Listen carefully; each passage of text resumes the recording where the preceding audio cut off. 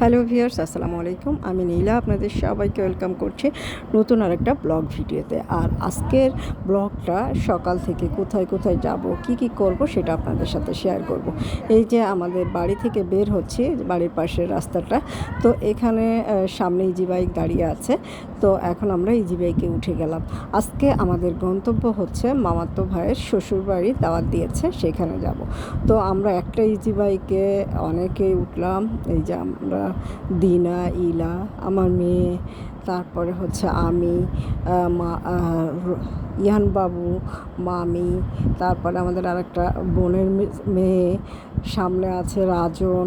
তো সবাই মিলে আমরা এই যে ইজি বাইকে উঠে পড়েছি। এটা খুব বেশি দূরে না, আমাদের এলাকায় 2টা গ্রাম পরে খুব সম্ভবত। তো সেই এরিয়াতে আমরা যাচ্ছি 2টা গ্রাম পরে। হ্যাঁ, তো রাস্তাটা এত সুন্দর। আর গতকালকে তো বৃষ্টি হয়েছে, গাছগুলো কেন জানি অনেক বেশি সবুজ লাগছিল।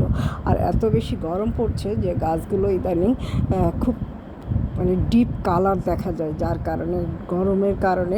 আর তারপরে আবার বৃষ্টি হয়েছে, সব কিছু মিলিয়ে একটা কালারটা কিন্তু একটা অন্যরকম সুন্দর গাছগাছালির কালারগুলো এসেছে। তো এই রাস্তাটা আপনাদের সাথে শেয়ার না করলে আসলেই ভালো লাগতো না। এত সুন্দর একটা রাস্তা, যেতে যেতে হালকা বাতাস 2 সাইড দিয়ে গায়ে লাগছিল আর খুবই ভালো লাগছিল। তো আমরা এই যে চলে এসেছি শ্বশুরবাড়িতে।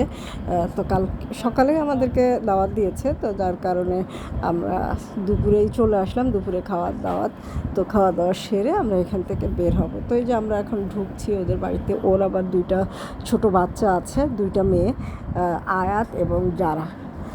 তো ওরাও আমাদেরকে খুব পছন্দ করে, খুবই ভালোবাসে। এই যে দেখে আয়াত কাঁদছে আর একা মোবাইল দেখছিল আর কানাকাটি করছিল। তারপরে এই যে ছোট পিচ্চিটাও আছে। তো এই যে আমরা এখন চলে এসেছি, এখন একটু পিচ্চি দুটারে কোলে নিয়ে একটু খেলাধুলো করবে বাচ্চারা, আমরাও একটু বসবো। আর এখন কিন্তু দুপুরবেলা, তো মানে গতকালকে বৃষ্টি হলেও আজকে আবার গরমটা কমেনি। এখন আমাদের ইয়ানবাবু খেলাধুলো করছে, তো সেই ফাঁকে একটু ফটোশ্যুট সেরে নিলাম। একটা বড় ড্রেসিং টেবিল ছিল, মানে লং মিরর ছিল। ড্রেসিং টেবিল ছোটো, লং মিরর ছিল, যার কারণে আমাদের ফটোশ্যুট করতে একটু সুবিধা হয়েছিল। ফটোশ্যুট করাটা আসলে আমার নেশা, পেশা কিনা জানি না, তবে এটা আমার নেশা। হ্যাঁ, নেশা যদি না থাকতো এই বিগত কয়েক বছর যাবৎ এটা কিন্তু আমি করতে পারতাম না। তো আমি একটু মাঝখান দিয়ে ফটোশ্যুটটা সেরে নিলাম, কারণ আমার ক্যামেরাম্যান, আমার মেয়ে, আজকে একটু বেশি একটা সাপোর্ট করছিল না আমাকে ছবি উঠিয়ে দেওয়ার জন্য বা ভিডিওগুলো তৈরি করে দেওয়ার জন্য। সব দিন তো ছোটো মানুষ, যার কারণে সব দিনও সাপোর্টও করে না। তারপরেও যতগুলো ছবি উঠিয়েছি, ভালো হোক খারাপ হোক, ওই উঠিয়ে দিয়েছে। আর এই যে সবাই মিলে খেলা করছিল, আর গরমও পড়ছে, একদম টাটকা গরম। মানে গতকালকে বৃষ্টি হয়েছে কিন্তু গরমের ভাবটা কিন্তু আজকে একদমই কমেনি, প্রচণ্ড গরম, গা জ্বলা গরম। তো ওই পিচ্চি পাচ্চা সবাই মিলে খেলা করছিল, আমি একটু ভিডিওটা করে নিলাম। এখন নাস্তা পানি খাবো। নাস্তা পানি খেয়ে আমাদের একটু ইচ্ছা আছে যে আমরাও একটু সোফায় বসে ফটোশ্যুট সেরে নিলাম মেয়েটাকে নিয়ে। তো এখন আমরা একটু বের হব। এই পাশে বড় বড় পুকুর আছে, তাল গাছ আছে প্রচুর 2 রাস্তা দিয়ে, এবং খেজুর গাছও আছে। তো আমরাও একটু দৃশ্যগুলো ধারণ করার জন্য যাব। এই যে নাস্তা পানি দিয়েছে, নাস্তা পানি খেয়ে আমরা এখন বের হব।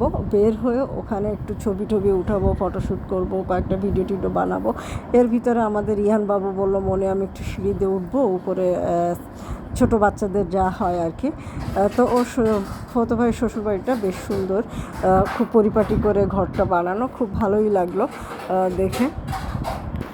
আর এই যে ফতো ভাইয়ের মামাতো ভাইয়ের এই মেয়েটা আর আমার বোনের ছেলেটা, ওরা আবার একটু উল্টা হাঁটছিল, আবার হাঁটতে হাঁটতে যে কয়েকবার পড়লো তার ঠিক নেই। এই যে অনেকগুলো খেজুর গাছ, নারকেল গাছ, এবং প্রচুর পরিমাণে 2 সাইডে তাল গাছ ছিল, আর 2 সাইডে বড় বড় পুকুর। তো খুবই ভালো লাগছিল পরিবেশটা।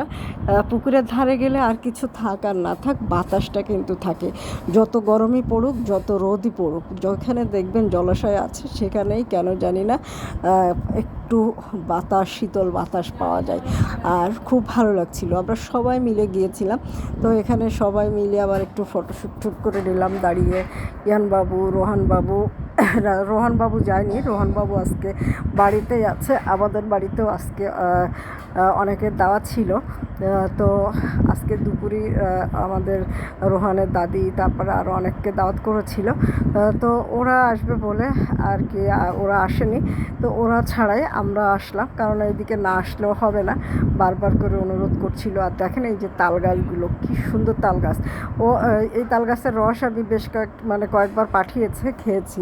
গতবার ঈদের সময় আসছিলাম, তখন তাল গাছের রস তালের রস পাঠিয়েছিল, খেয়েছিলাম। ওই যে আমার মামাতো ভাইটার শ্বশুরবাড়ি থেকে যে আয়াত এবং ইহান একটু ফটোশ্যুট করে নিয়েছিল।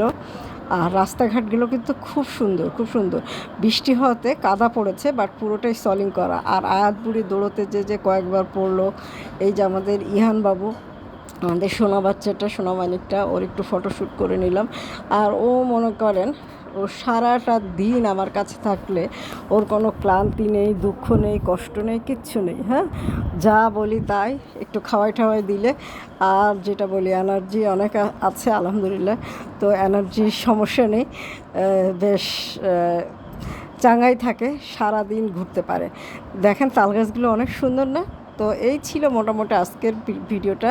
এখন আমরা খাওয়া দাওয়া করবো, খাওয়া দাওয়া করে একটু রেস্ট নেব, 15-20 মিনিট বা আধা ঘন্টা একটু রেস্ট নেব। আর রেস্ট নিয়ে আমরা চলে যাব। তো আমরা সবাই কেউ ফ্লোরে বসেছি, কেউ সোফায় বসেছে, কেউ ডাইনিংয়ে বসেছে। তো ফ্লোরে বসে খাওয়ার মজাটাই আলাদা, ভালোই লাগে।